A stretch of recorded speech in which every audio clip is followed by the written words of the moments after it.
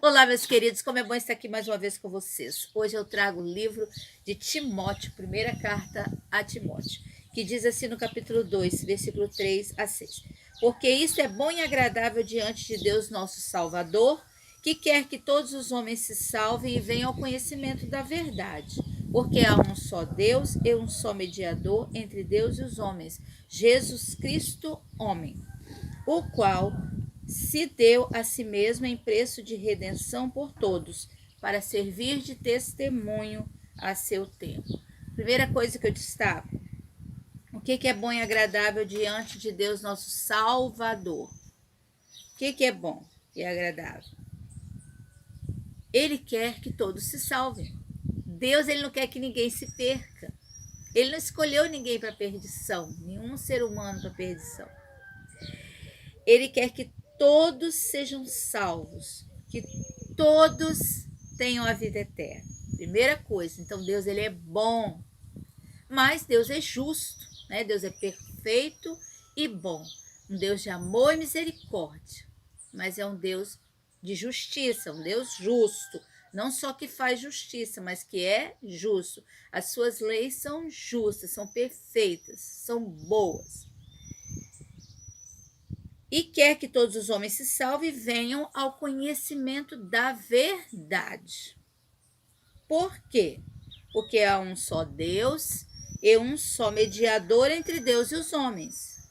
Então, há um só Deus. Primeira coisa importantíssima nesse texto, que há um só Deus. Não tem muitos deuses. Há um só Deus. Segundo, um só mediador.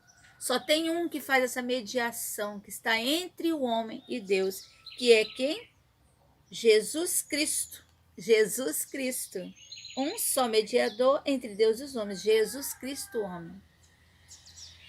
Então, isso aqui é maravilhoso. Não tem outro mediador.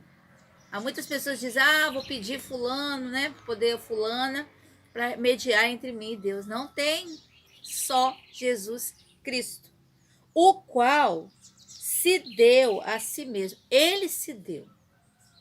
Ele deu a si mesmo em preço de redenção por todos, para servir de testemunho a seu tempo. Ele entrou no nosso lugar. Ele tomou o nosso lugar na cruz do Calvário. Um lugar que seria meu e seu por causa dos nossos pecados. Pecados que muitas das vezes destroem as nossas vidas, destroem nossas famílias, destroem as crianças, destroem os adolescentes, os jovens, destroem esse mundo. Pecados imundos, pecados destruidores. Nós, muitas das vezes, vivíamos ou vivemos no lamaçal do pecado, nos sujando cada vez mais e como escravos do pecado. O pecado nos escravizando, não permitindo que façamos a vontade de Deus. Mas agora Jesus dá a si mesmo, ele deu a si mesmo em preço de redenção. E ele paga então o nosso preço, ele nos redime, ele vai no nosso lugar para a cruz do Calvário e ele morre. E ao terceiro dia ele ressuscita. Então ele pode ser o nosso Salvador. Ele é o único Salvador. Só precisamos entregar nossas vidas a ele. Crermos que Deus o enviou, que ele é o Filho de Deus, o nosso Salvador. Fazer o nosso compromisso de viver para a honra e glória dele. E procurarmos viver todos os dias, cumprindo os seus mandamentos, que são poucos. E não são difíceis na realidade. Porque, infelizmente, muitos colocam muitas cargas em cima dos homens.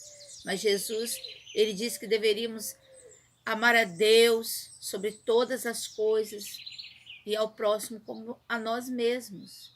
E Jesus também falou sobre a pureza de vida, sobre não praticar o mal, sobre viver de maneira pura.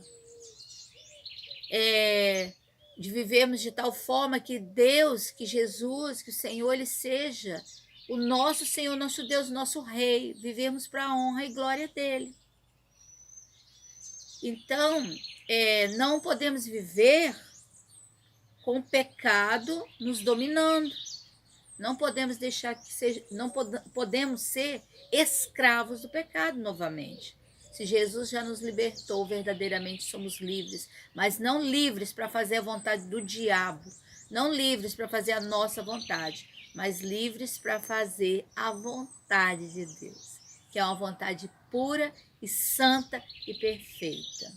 Nesse momento, eu vou orar, que você entregue a sua vida a Jesus, que convide Ele para ser o seu Salvador e seu Senhor, e que entregue a Ele nesse momento todas as suas dificuldades, todos os seus sonhos, todos os seus problemas. Senhor Deus Todo-Poderoso, Paizinho querido, ó Senhor, Tu conheces cada coração que nesse momento se volta para o Senhor.